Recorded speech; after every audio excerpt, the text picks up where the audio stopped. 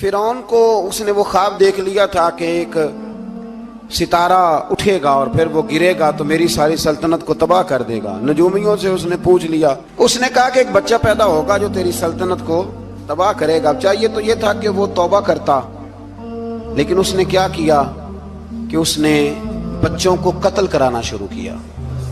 یذبحون ابناءکم، ذبح کرا دیتا تھا تمہارے بیٹوں، اور بچیوں کو وہ زندہ رکھتا تھا۔ تو حضرت موسیٰ جب پیدا ہوئے تو ان کی والدہ نے پتہ کیا کیا، ان کو ایک صندوق میں بند کر کے دریا میں بہا دیا۔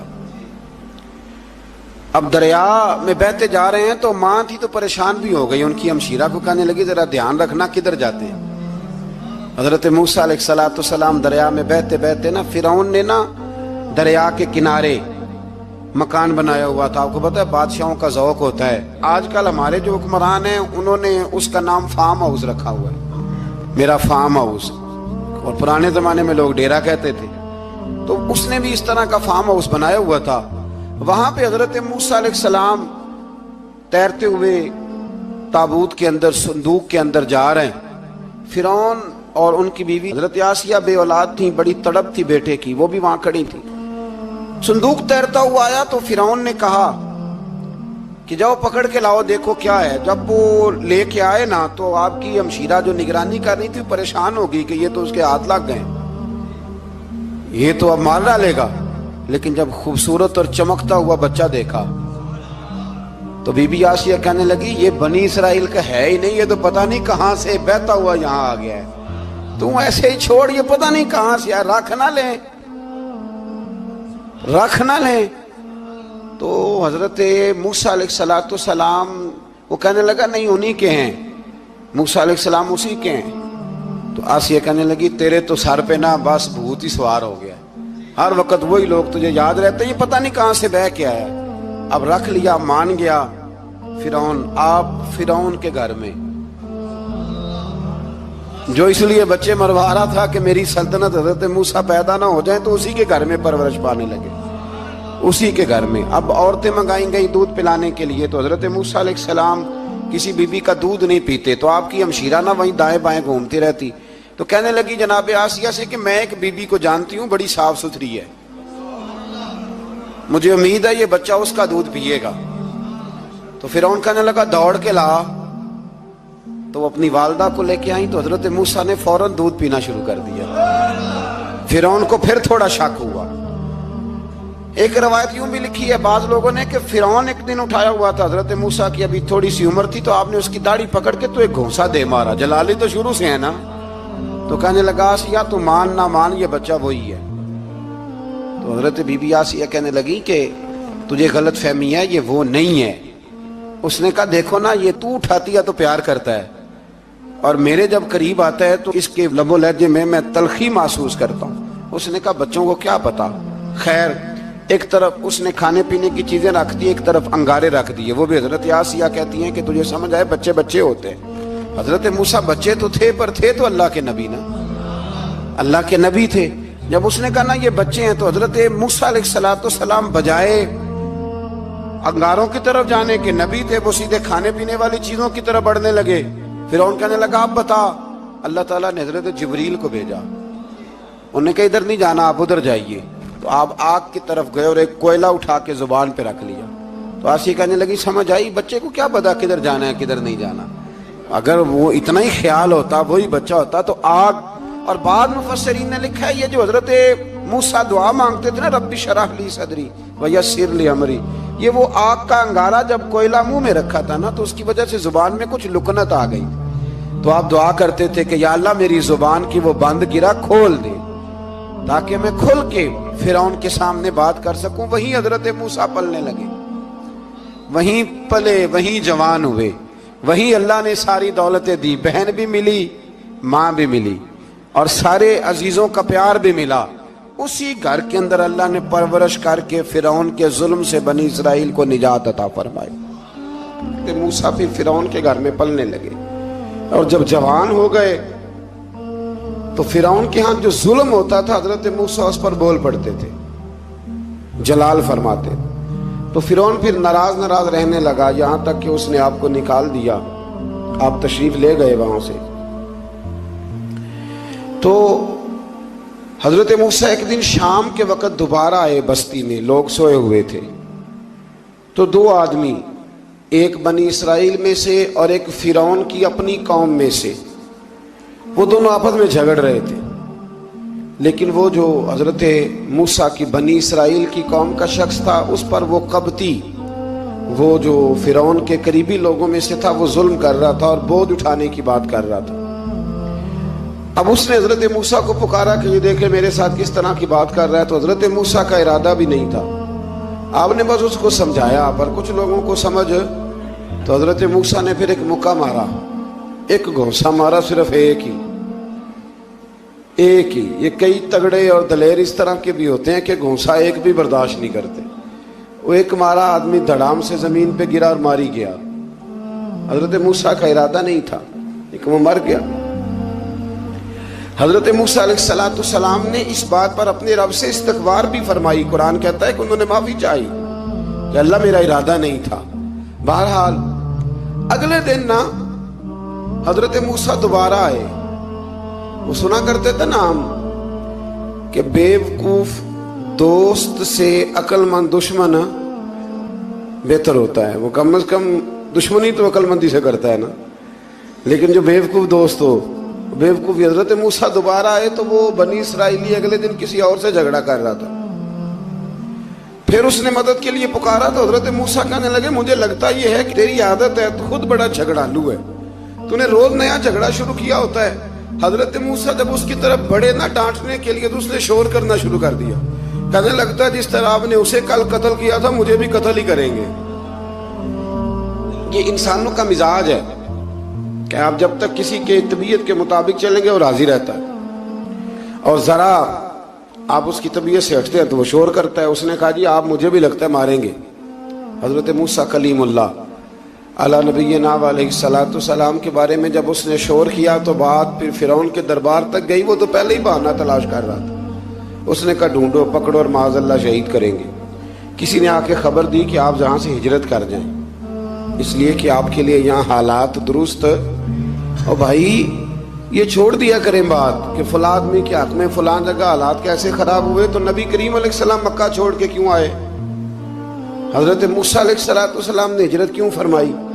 یہ ایک ایسی عجیب بحث ہے جس کو لوگ بلا وجہ چھوڑ دیتے، بلا وجہ چھیڑ دیتے ہیں. اور بالخصوص ایک خاتون نے ایک دفعہ مجھے پیغام دیا تو میں بڑی اس کی بات سن کے مجھے عجیب لگا. وہ کہنے لگی کہ دوسری جگہ میری شادی ہوئی ہے، مجھے طلاق ہو گئی تھی، تو مجھے ایک تانا روز سننے کو ملتا ہے تو اتنی اچھی ہوتی تو وہاں نہ رہ لیتی. تو بھئی یہ کوئی تانے والی بات ہے؟ کوئی ضروری ہے کہ بیوی غلط ہوتی ہے تو طلاق ہوتی ہے؟ اللہ کے محبوب علیہ السلام کی دو صاحبزادیوں کو ابو لہب کے دو بیٹوں نے طلاق بھیج دی تھی. کس کی غلطی تھی؟ تو آپ کیا کہہ سکتے ہیں یہاں کیوں طلاق؟ تو اتنی جلدی بات تھوڑی کر دیں گے آپ، تھوڑی احتیاط فرمائیں بولنے میں. تو حضرت موسیٰ علیہ السلام وہاں سے نکلے اور آپ مدین کی طرف چلے گئے. مدین وہ علاقہ تھا جہاں فرعون کی حکومت کوئی نہیں تھی. حضرت موسیٰ جیسے ہی وہاں پہنچے تو ان کے اندر ایک جذبہ تھا، ظلم ہوتا نہیں دیکھ سکتے. جب وہاں پہنچے تو انہوں نے دیکھا لوگ اپنے اپنے جانوروں کو گھاٹ پہ پانی پلا رہے ہیں اور دو خواتین ہیں وہ بالکل پیچھے کھڑی ہیں. تو حضرت موسیٰ کلیم آگے بڑھ کے کہنے لگے تم کیوں نہیں پانی پلاتی؟ تو وہ کہنے لگی ہمارا بھائی کوئی نہیں، باپ ہمارا بوڑھا ہے. اللہ اکبر. مجبوری یہ ہے، ہم ہیں بھی پردہ دار گھرانے کی، مجبوری ہماری یہ ہے کہ جب تک یہ سارے لوگ پانی پلا نہیں لیں گے اتنی دیر تک ہماری باری نہیں آئے گی. تو حضرت موسیٰ کلیم اللہ علیہ السلام فرمانے لگے اچھا یہ بات ہے تو جانور مجھے دو. وہ ہو یہ رہا تھا کہ چونکہ مرد پانی پلا رہے تھے تو اور جتنے بھی مرد آتے جاتے تھے وہ گھستے جاتے تھے اور عورتیں بیچاری کھڑی تھیں. حضرت موسیٰ جھٹ سے آگے بڑھے، پیچھے ہٹو.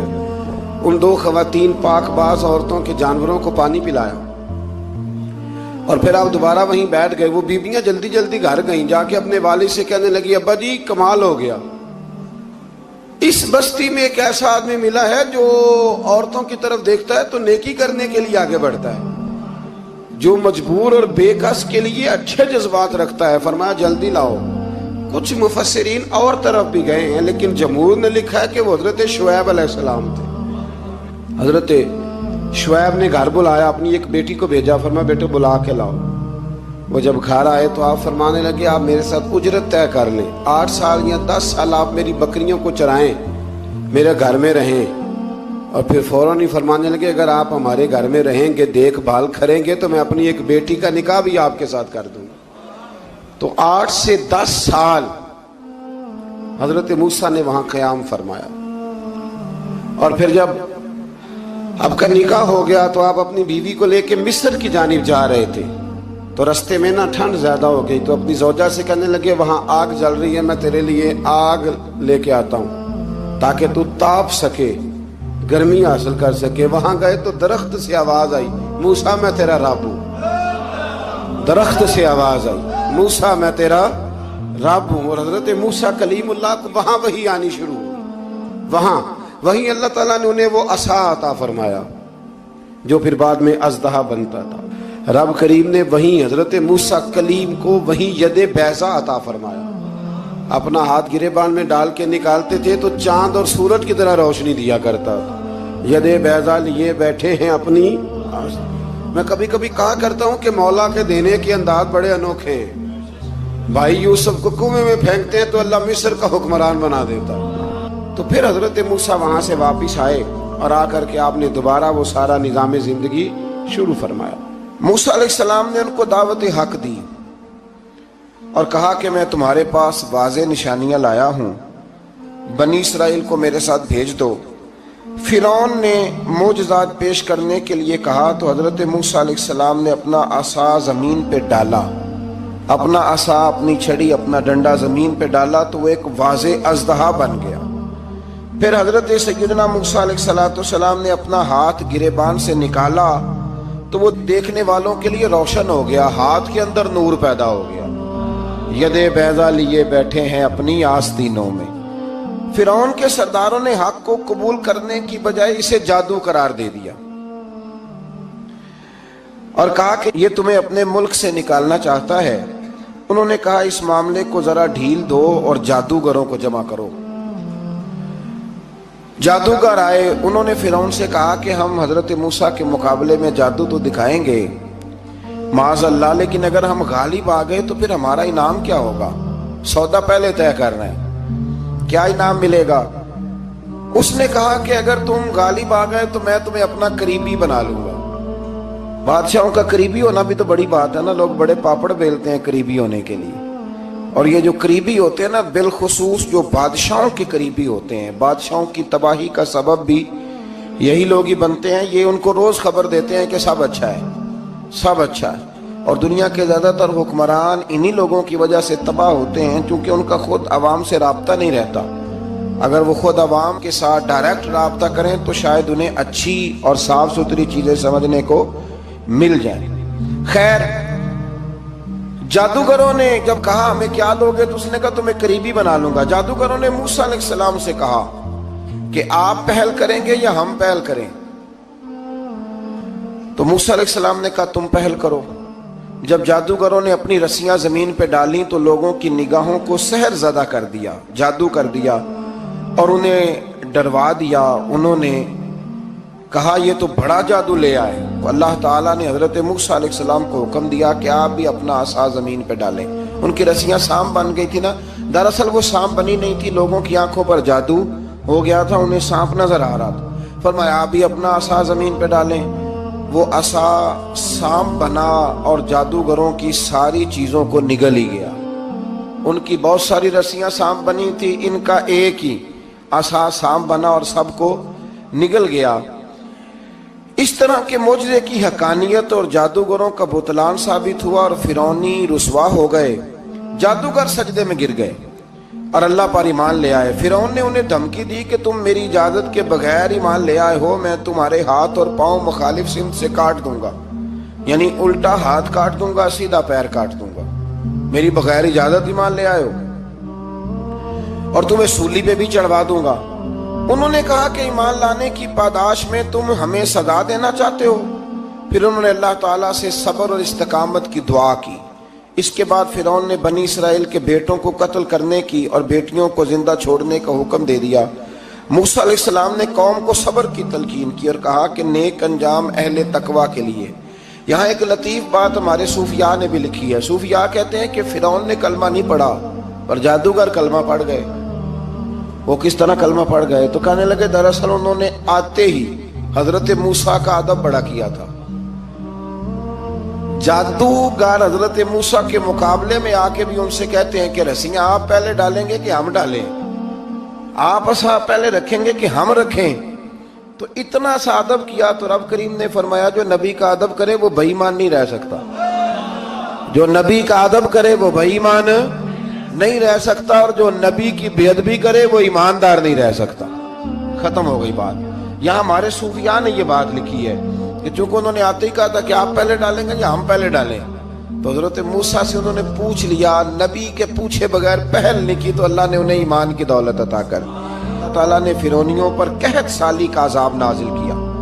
فرعونیوں کا طریقہ یہ تھا کہ اچھائی کو اپنا کمال گردانتے تھے، کہتے تھے یہ ہماری طرف سے، اور برائی کو معاذ اللہ بدشگونی کے طور پر موسیٰ علیہ السلام کی طرف منسوب کرتے تھے، کہتے تھے معاذ اللہ آپ کی وجہ سے یہ سارا کچھ ہو رہا ہے۔ ہوتے نا نہیں کہتے ہیں جب سے میں وہاں گیا ہوں تب سے۔ ہمارے بزرگ ایک لطیفہ بھی سنایا کرتے تھے کہ کسی زمیندار نے نماز پڑھنی شروع کی تھی تو اس کے جانور مرنے شروع ہو گئے۔ اب لوگ سمجھتے ہیں کہ معاذ اللہ شاید یہ کسی بزرگ کے سبب سے ایسا ہے، حالانکہ یہ تو اللہ کی طرف سے آزمائش ہوتی ہے، اس کی حکمتیں ہوتی ہیں۔ اللہ تبارک و تعالیٰ نے ان پر عذاب کیا نازل کیا؟ آیت نمبر 130 اور 143 کبھی آپ سورہ اعراف کی پڑھیں تو اللہ تعالیٰ نے ان پر ٹڈیوں کا، جموں کا، مینڈکوں کا اور خون کا عذاب نازل کیا۔ یہ کس قسم کا عذاب ہے؟ جمعے پڑ گئے، ٹڈیاں آ گئیں، یہ اللہ نے عذاب نازل کیا۔ جب وہ عذاب میں مبتلا ہوئے تو موسیٰ علیہ السلام سے کہا کہ آپ اللہ سے دعا کریں کہ ہم سے یہ عذاب ٹل جائے، اگر ایسا ہوا تو ہم ایمان لے آئیں گے، بنی اسرائیل کو بھی آزاد کر دیں گے۔ لیکن موسیٰ علیہ السلام کی دعا کے نتیجے میں جب عذاب ٹل جانے کے بعد فرعونی پھر اپنے وعدے سے پھر گئے۔ بنو قریظہ والوں نے بھی کئی دفعہ حضور سے وعدے کیے پر اپنے وعدوں پر قائم۔ ایک بات آپ سے یہاں روک کے عرض کر دوں، ہم بھی کئی دفعہ کہتے ہیں ذرا بریک کبھی گاڑی کی نہیں نہ لگتی تو ہم ارادہ کرتے ہیں کہ آج سے ہی نماز شروع کر دینی۔ ذرا طبیعت زیادہ لیل ہوتی ہے تو ارادہ کرتے ہیں نا کہ بھائی آج کے بعد ہم نے نیک، پھر کیا ہوتا ہے؟ شفا ہو گئی تو چھٹی ہو گئی۔ یہ طریقہ درست نہیں، یہ تو کفار کا طریقہ بیان کیا نا قرآن پاک نے۔ یہاں فرمایا جب اللہ تبارک و تعالیٰ نے انہیں نجات دے دی تو اپنے وعدے سے مکر گئے، تو پھر اللہ تبارک و تعالیٰ نے بنی اسرائیل کو سمندر پار کر کے ایسی قوم کے پاس پہنچا دیا جو بتوں کی پرستش کرتی تھی۔ وہ تو بچ گئے لیکن فرعونی سارے دریا کے اندر غرق ہو گئے۔ حضرت موسیٰ علیہ السلام سے کہنے لگے کہ ہمارے لیے بھی یہ خدا بنا دیجئے۔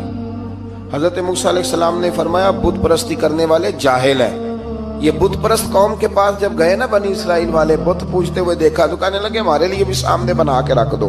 فرمایا یہ تو جاہل ہیں، تم انہیں دیکھ کے اثر قبول کر رہے ہو، اور اپنی جاہلیت کے باعث یہ ہلاک ہونے والے بھی ہیں۔ پھر اللہ تعالیٰ نے بنی اسرائیل پر اپنی نعمتوں کا ذکر فرمایا، اور موسیٰ علیہ السلام نے اپنی قوم میں ہارون علیہ السلام کو اپنا جانشین فرمایا اور کوہ طور پر تشریف لے گئے۔ اللہ نے فرمایا وہاں آ جائیں، میں آپ کو تورات عطا کرتا ہوں۔ 40 دن کا یہ عرصہ تھا۔ موسیٰ علیہ السلام نے وہاں پہ جا کے، وہ سارا واقعہ بھی انہی آیات میں ہے کہ حضرت موسیٰ نے عرض کیا تھا کہ رب ارنی، یا اللہ میں تجھے دیکھنا چاہتا ہوں، تو فرمایا لن ترانی، تو نہیں دیکھ سکتا۔ وہ بھی یہاں اللہ نے ذکر فرمایا۔ پھر اللہ تعالیٰ نے اپنی ایک تجلی جب کوہ طور پہ ڈالی تو حضرت موسیٰ علیہ السلام تاب نہ لا سکے اور بے ہوش ہو گئے، اور پہاڑ بھی ریزہ ریزہ ہو گیا۔